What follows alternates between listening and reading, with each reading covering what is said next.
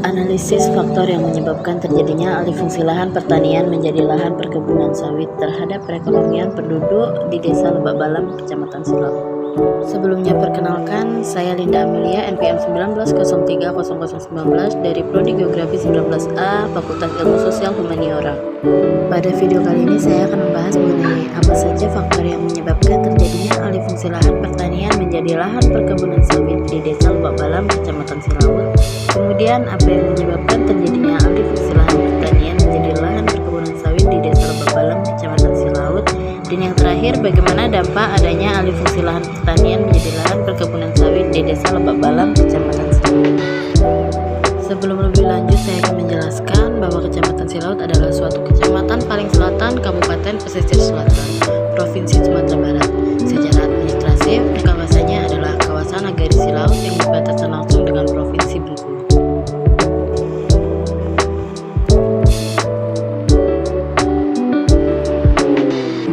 Terjadinya alih fungsi lahan pertanian menjadi perkebunan sawit di Desa Lebak Balam, Kecamatan Silaut karena adanya pemikiran masyarakat untuk hidup lebih makmur dengan perekonomian yang lebih baik.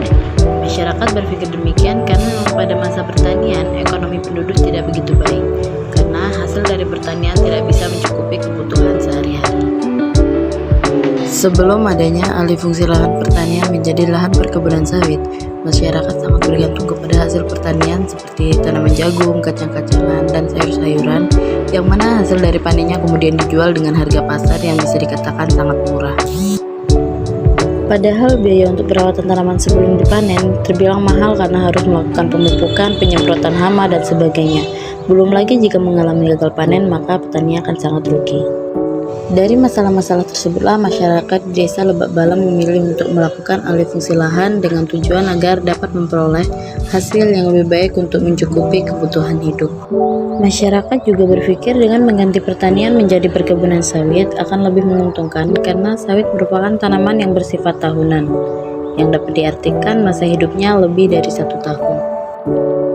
Cara pengambilan hasilnya juga tidak dilakukan dengan cara dibongkar sekali panen. Tanaman sawit memiliki umur sekitar 26 tahun dan dapat dijadikan sebagai investasi jangka panjang karena tanaman ini mulai menghasilkan pada umur 2-3 tahun.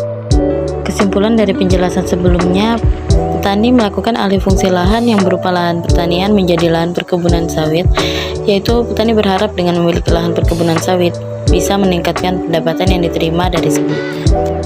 Pendapatan petani ini dapat meningkat maupun menurun atau bahkan menetap tergantung dari tindakan yang diambil oleh petani tersebut dalam mengelola lahan perkebunan sawit yang dimiliki.